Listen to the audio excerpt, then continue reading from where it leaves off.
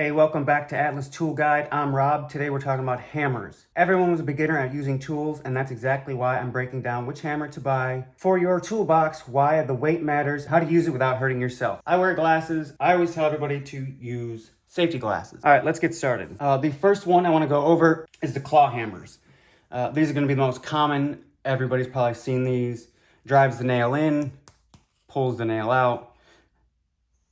And this is the exact same thing here. Now, why is there two different sizes? The weight. A lot of these hammers have to do with the weight. When you're driving a nail in something other than drywall, you're really going to want some weight behind it. And that's why the size difference.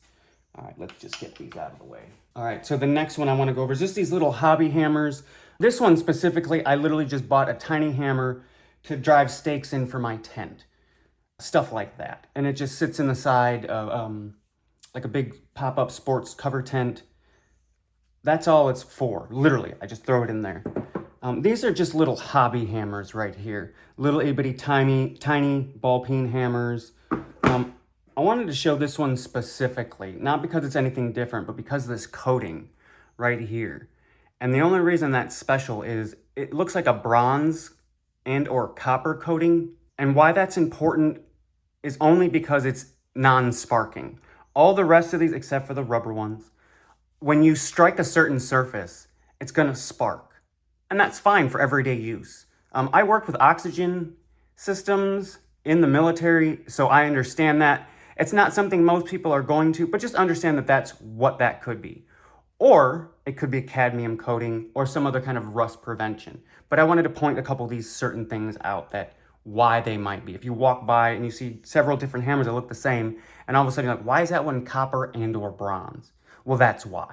It's because they are non-sparking. And again, I work with oxygen systems. There's tons of other systems that might need non-sparking. But anyways, moving on. So again, with these little hobby hammers, they're just good. Same thing with this one, except for this one has a little bit of a claw in it. If you can get a nail in there, you could probably pry out a nail instead of a regular claw or whatever. And this one's just a little hobby hammer, and I'll get into marking surfaces in a minute, but this is just gonna be a hammer for non-marking. It's a hard plastic. It's still gonna get the job done. It's got metal all in here. You can hear it.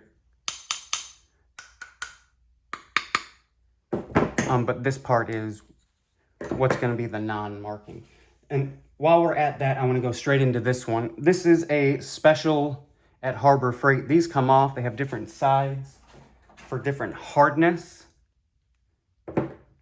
This one's got a nice metal, and then I just leave this one on here and bang on what I need. And it's the same thing as that little one, just bigger.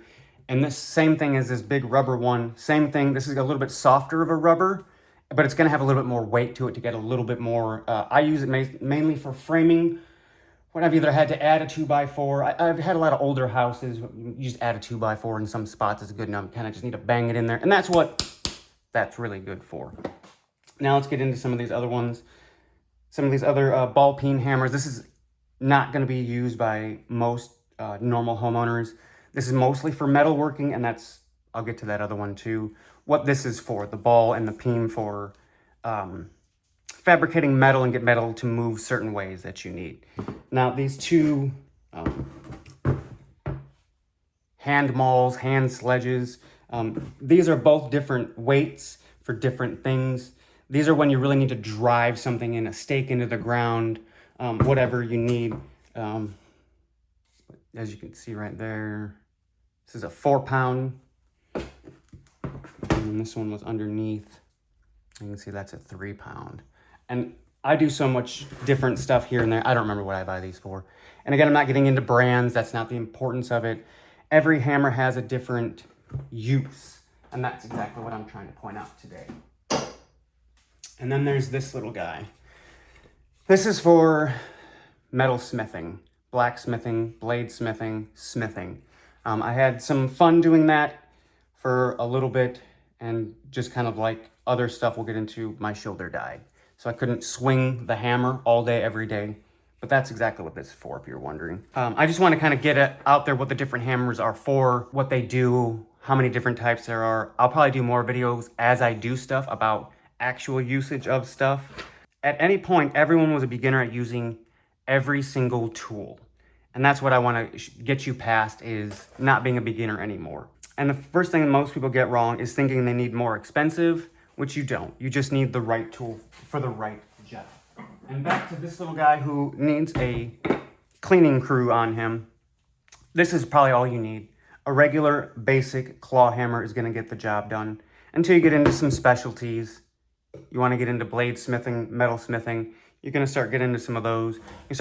I use these to drive a lot of stakes and stuff into the ground, a couple chicken coops that I needed, all that fun stuff. And you just need more weight. You're not going to drive a bunch of metal or giant 4x4s into the ground with this. It's just not going to work. So let's get out of here. Thank you again.